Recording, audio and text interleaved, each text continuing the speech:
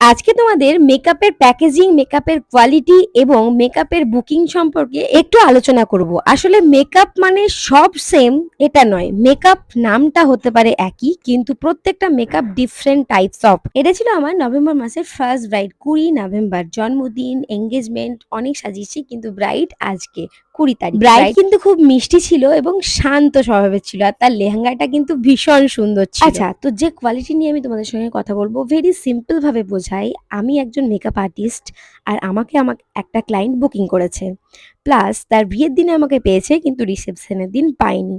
রিসেপশনের দিন অন্য makeup artist তার প্যাকেজিং স্টার্ট করেছে খুব লো কোয়ালিটি এবং লো বাজেট থেকে, কিন্তু আমার ব্রাইড চেয়েছে যে ওই কম প্যাকেজিংয়েই তার মেকআপটা করতে, কিন্তু আমাকে একটা এক্সপেন্সিভ হাই রেঞ্জের সে চেয়েছে বিয়েতে যেন তাকে খুব সুন্দর লাগুক এবং রিসেপশনেও সুন্দর লাগুক, সবাই চাইবে, কিন্তু রিসেপশনের প্যাকেজিংটা একটু লো কোয়ালিটির এবং বিয়ের দিনে একটু বাজেট।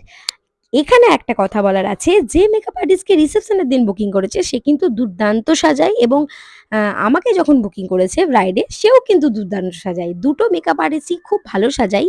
দুটো মেকআপ আর্টিস্টই চাই ব্রাইডকে 100% দিতে এবং সুন্দর করে তুলতে। আর যেন আমার এটা মনে হয় যে প্রত্যেক মেকআপ আর্টিস্টই চায় তাদের ব্রাইডকে সুন্দর করে 100% দিয়ে সবাই নাম করে এবং জানতে ইচ্ছে করে যে কোন মেকআপ আর্টিস্ট সাজিয়েছে। কিন্তু লো কোয়ালিটির বুকিং আর হাই রেঞ্জের বুকিং এটা কিন্তু পাবলিকে জানছে না, মানে যারা নিমন্ত্রিত ওখানে গেস্ট হিসাবে যাবে তারা কিন্তু জানছে না যে কোন দিন কোন মেকআপটা হয়েছিল। শুধু জানবে এই দিন ওই অমুক মেকআপ আর্টিস্ট সাজিয়েছিল আর এই দিন ওই অমুক মেকআপ আর্টিস্ট সাজিয়েছিল, এবং সেই পাবলিক মানে গেস্ট গুলো সমালোচনা করতে শুরু করে দেয় যে ওই দিন মেকআপ আর্টিস্ট তো দারুণ সাজিয়েছিল, রিসেপশনের দিন কেন এই মেকআপ আর্টিস্টকে বুকিং করলি, সে তো একদম ভালো সাজায়নি, মেকআপ ফেটে গেছে, মেকআপ উঠে গেছে, মেকআপ কে কি লাগছে, বিভিন্ন ধরনের ট্রফিক নিয়ে তখন আলোচনা করে ওই পাবলিক। এবং কিন্তু পাবলিকে এটা বুঝছে না কোনটা 15,000-এর বুকিং আর কোনটা 5,000-এর বুকিং, ডিফারেন্স তো থাকবেই।